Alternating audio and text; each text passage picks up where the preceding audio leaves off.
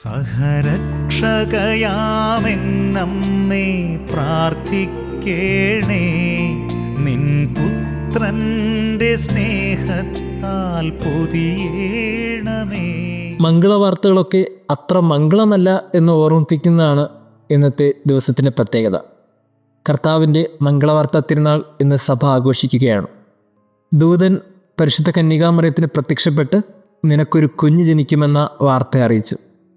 അങ്ങനെ ആ വാർത്തയെ ധ്യാനിക്കുകയും പ്രാർത്ഥിക്കുകയും ചെയ്യുന്ന തിരുനാളിലാണ് നാം ഇന്ന് ആയിരിക്കുന്നത്. ആർക്കായിരുന്നു ഈ മംഗളവാർത്ത?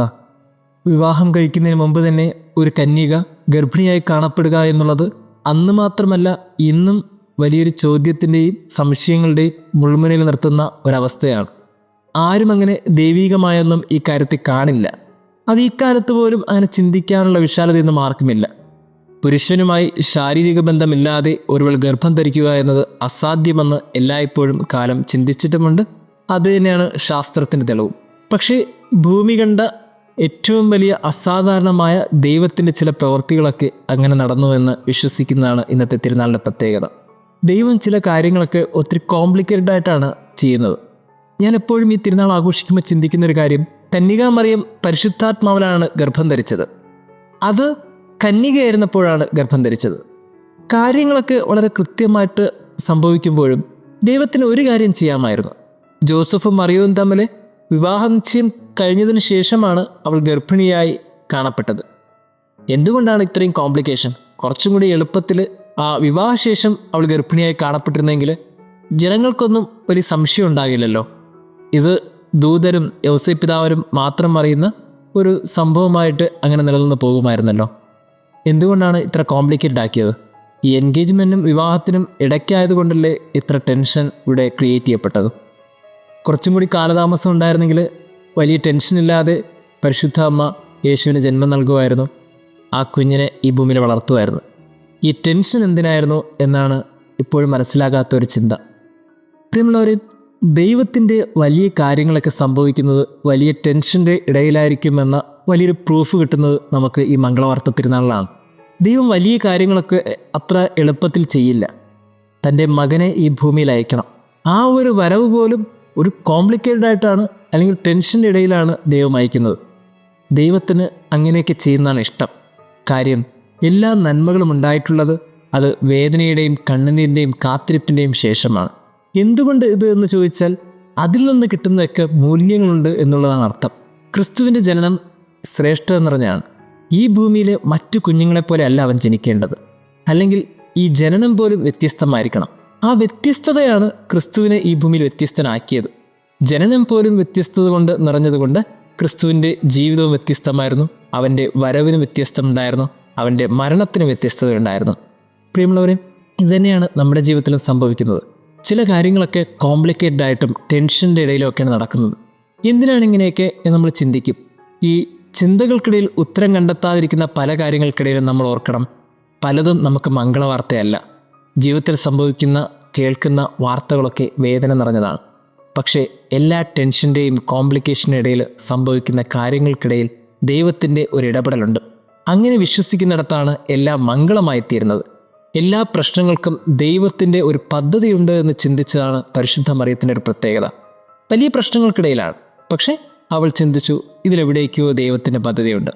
അങ്ങനെ ഒരു ചിന്ത അവളെ ഇത് മംഗളവാർത്തയാക്കാൻ കാരണമാക്കി മാറ്റി.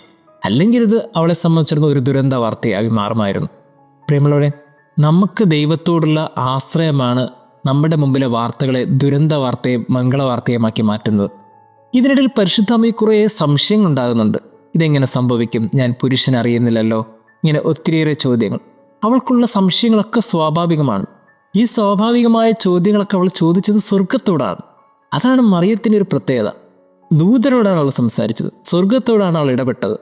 ഇങ്ങനെ നമുക്കുണ്ടാകുന്ന പ്രശ്നങ്ങൾക്കും വേദനകൾക്കും മനസ്സിലാകാത്ത ചില ചോദ്യങ്ങൾക്കുമിടയിൽ നമ്മൾ ഉത്തരം കണ്ടെത്തേണ്ടത് സ്വർഗത്തോടാണ്, ദൈവത്തോടാണ്, ദൂതനോടാണ്.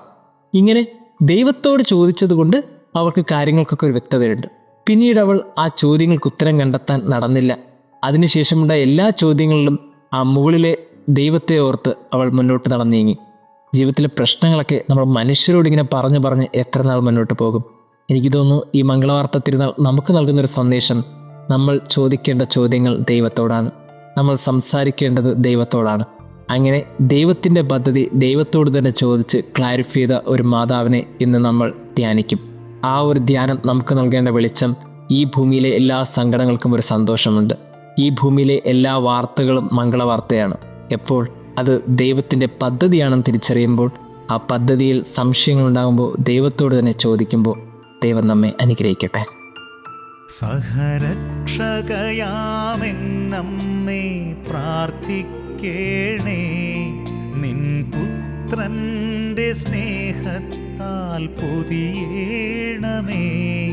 സഹരക്ഷകയാമെന്നമ്മേ പ്രാർത്ഥിക്കേണേ, നിൻ പുത്രന്റെ സ്നേഹത്താൽ പൊതിയേണമേ.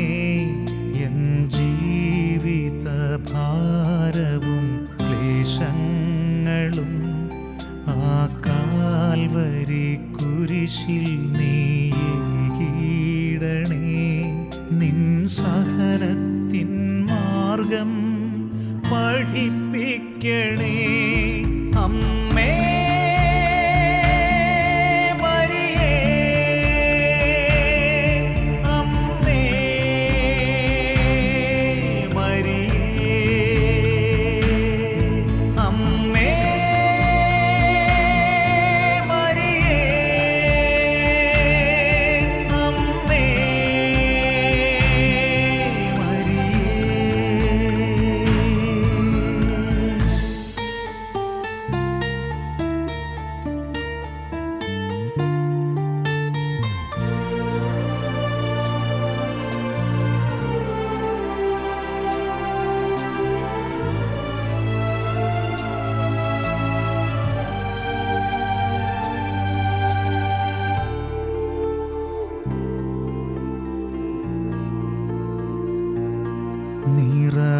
നിറവയറുമായ രാത്രിയിൽ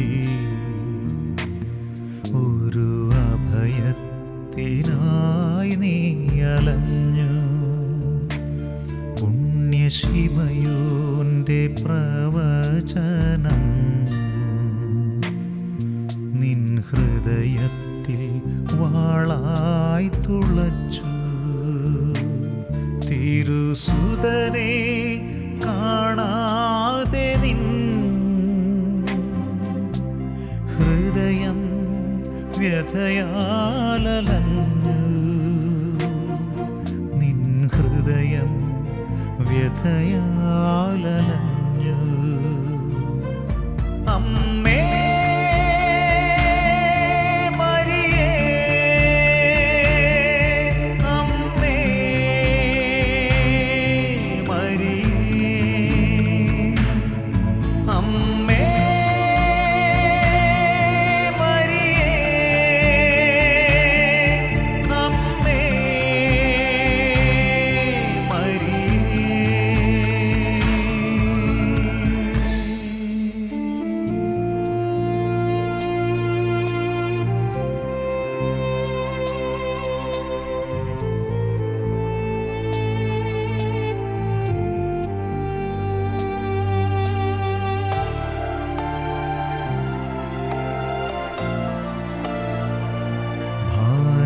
കുരിശുമായി നീങ്ങുന്ന സുതനെ കണ്ടുള്ളം പിടഞ്ഞുവല്ലോ. കൈകാലുകൾ ക്രൂശിൽ തറച്ചപ്പോൾ നിൻ ഹൃദയം പിളർന്നുവല്ലോ. തിരുസൂനുവിൻ പൂമേനി നിന്റെ മടിയിൽ കിടത്തിയപ്പോൾ നിൻ വേദന ആരറിഞ്ഞു. അമ്മേ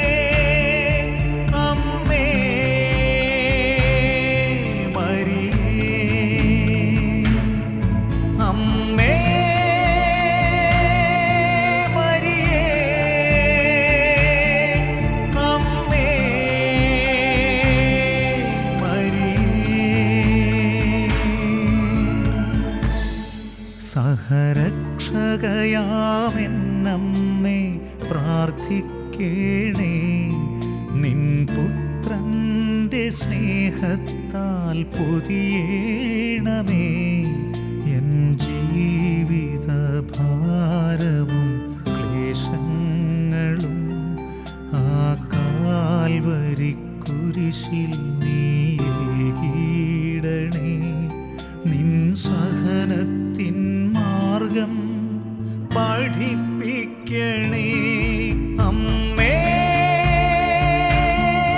മരിയേ അമ്മേ മരിയേ അമ്മേ മരിയേ അമ്മേ മരിയേ.